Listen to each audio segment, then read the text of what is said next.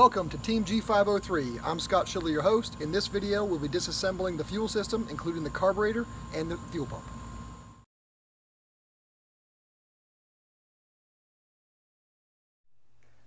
Going to be removing the carburetor off the engine and the manifold. Just take a little look around before I start. You'll see the mounting nuts here on the bottom to the manifold. There's two of them. And back in there, we've got a spring clip and a spring. Get your accelerator rod. There's your other mounting nut to the stud in the front. You see the general location. And on the side here, you've got your throttle cable and your choke cables. I'm going to go ahead and take that apart and remove the carburetor. On this particular fuel line setup that goes to the rear side of the fuel pump, you've got this fuel line that comes in here, and this is not the correct way to hook the carburetor up for an MB. However, this was okay because they did put a fuel filter here, and they've got this rubber hose with the two clamps. So the first thing I'm going to do is remove this fuel line. You might have a nut that goes to a filter or a nut or goes into a brass fitting. So what it will do is now, I've got rags down below here just in case there's any fuel in this line, but this carb has not been run for a while, so I don't think that'll be an issue. Go ahead and we'll just take this hose off.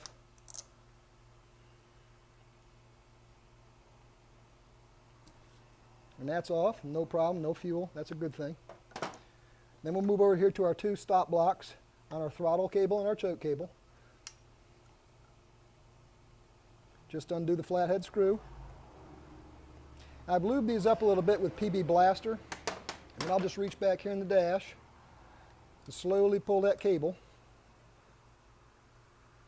Got to loosen him up a little bit more. Sometimes also what guys will do on these is they'll crimp these up or down, and you might have to do that as well, but that should come right out of there. Real slow so you don't pull the wire back through the housing. And that's off. We'll leave that there. I'm going to go ahead and tighten that screw back up. I don't want that falling out and landing on the floor someplace. Move down here to our throttle.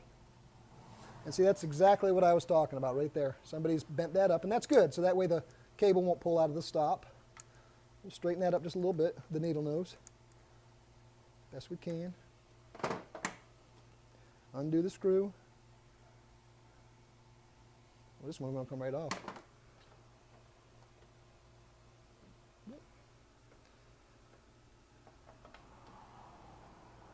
Come on, there we go. Now this is not attached to the carburetor, so you can slide that right off there.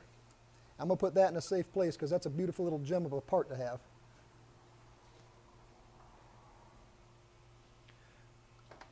Here on the side, there's a clip that holds your two cables. Undo that screw.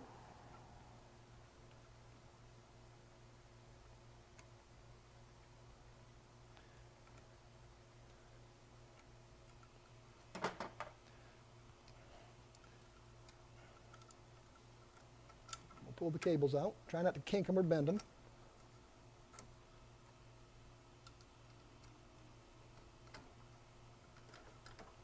That's detached.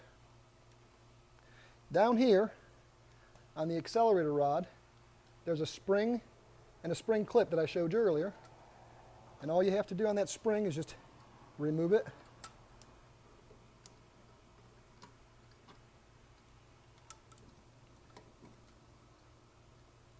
Got our return spring off. There you have that. Again, my friends, tag and bag these items. You do not want to lose these and not have them later. Here on our accelerator rod, you'll see this little cotter key. And I can actually do that with my hand, but straighten that up. That's another one you don't want to lose. Go ahead and pull that out.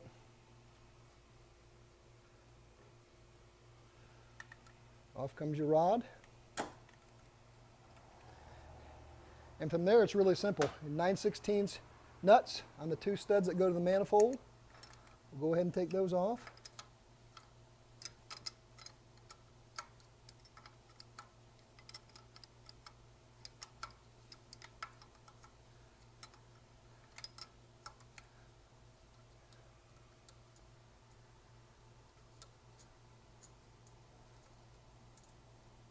Now that nut is off there, it's off the stud, but it's stopped between here and the carburetor, or the base. We'll leave that there for now.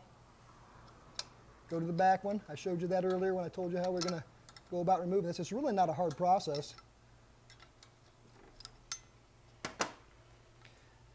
What I like to do is keep my hands on these two little jokers here. The back one will come right off, no problem. Give this a little wiggle. We can finish undoing this nut.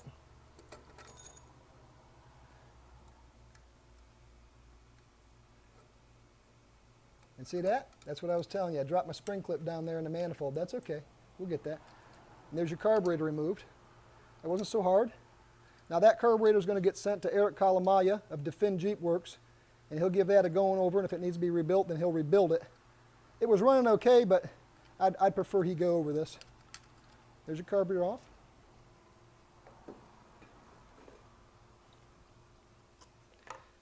Now I'll reach down in here and get the spring clip, because that's another little gem that you're going to want to keep a hold of. And that's how you take off the carburetor. Inside we've got our gasket with the diffuser on it. You see that? I'll tag and bag all these parts and we'll move on to the next part. To remove the accelerator arm, or rod, I apologize, you've got this block here with another place for your spring clip, your return spring. And all you've got on there also is another small little cotter key. I wonder if I can get that out. Well, he's a little tougher. I have to use the needle nose on him, straighten him up. Just going to remove the key, cotter pin, and out your accelerator rod comes.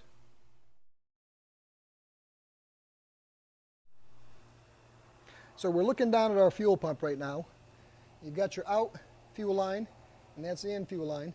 And I'm just going to go ahead and remove this nut and take away the out fuel line, get that out of my way.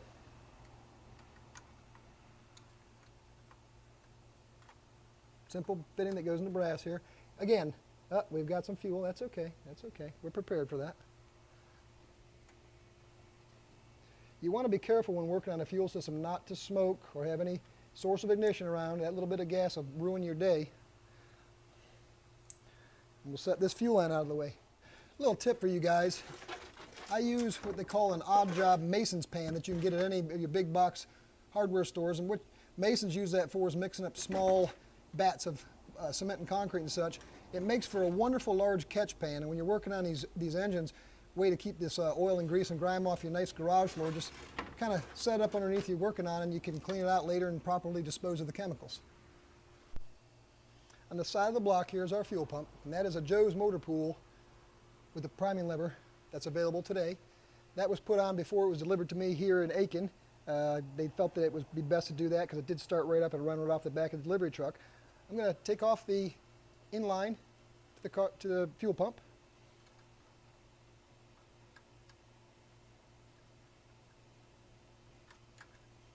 Just turning the fitting. And you might have some fuel in there again. That's why I showed you that pan there. Got kind of caught off guard a little bit. It wasn't that much gas. We discussed how we were going to do this, because inevitably what I'm trying to show you here is how to remove this engine. We discussed whether we should remove the whole thing as a whole with everything bolted on, then take it apart on a stand, or if we should go through each individual component and remove it, and that way you could actually see, you know, piece by piece, if you did not pull your engine or you want to do some service to it or replace the parts. I think that'd be a better way. So I'll just go ahead and remove all the parts off of this as best I can before I actually take the engine and the transmission out of this Jeep.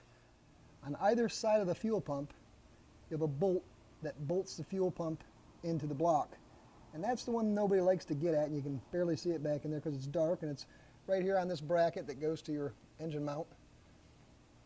That's the one that's tough to get at, but I just use a 1/4-inch drive socket with an extension on it, and we'll shift the camera angle and remove the fuel pump. Now don't get me wrong, with the fender removed this is a whole lot easier, but it can be done.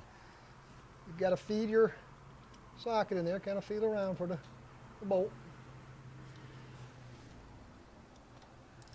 I'm on it. Start with the hard one first, like I say. When it gets fun is when you get to the end and that bolt wants to fall again. A lot of guys have gone to hex-headed or Allen-keyed bolts on these, and that's not a bad idea. Get you a nice long Allen key and get in there. He feels like he's out. Move back to the other side.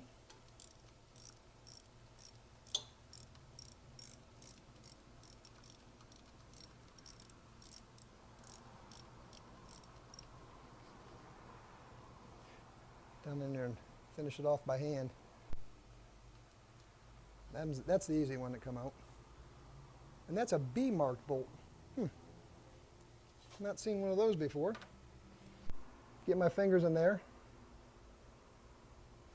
See if I can't finish this one up. Don't want to drop it.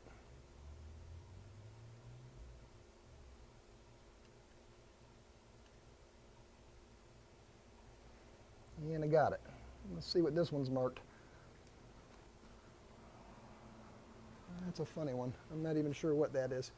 I love the bolt markings. I hope you guys do too. It's kind of just an interesting thing that as you're doing this, it's kind of fun to find them. Go ahead and grab a hold of the fuel pump. Now I know there's going to be fuel in here. I'm going to be careful. And out it comes.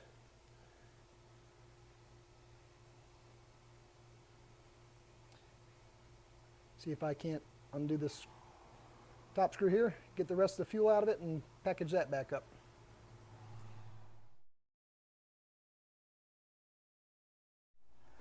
I want to go ahead and remove the bowl off the fuel filter that's mounted to the firewall of the MB Willys, and then I want to finish removing the fuel lines and coinciding with that fuel pump and the carburetor we just removed. So to do that, I'm going to put a rag underneath here because there is going to be gasoline in there. Take off this top bolt. The gas is going to start seeping out the minute you do that. There's a gasket in here on the bowl. I've got a catch pan on the floor. Remove this bolt. And this just would be how you also would service the filter that's inside. Bring that bowl down. Try not to let the gasoline run everywhere. It might be a little difficult there with the fender on. I'm lucky and fortunate enough that it's not. I'm going to reach down and pour this gasoline into my container.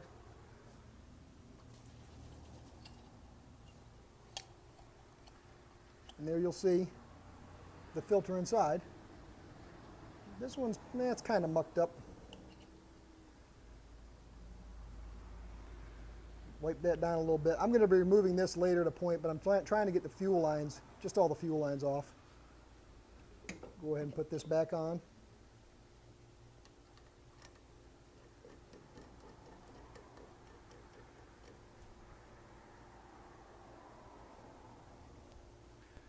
And I'm going to go ahead and undo my fuel line.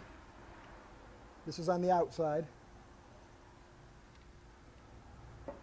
Maybe there's some fuel in there. I've got that catch pan on the bottom here. Drain him out.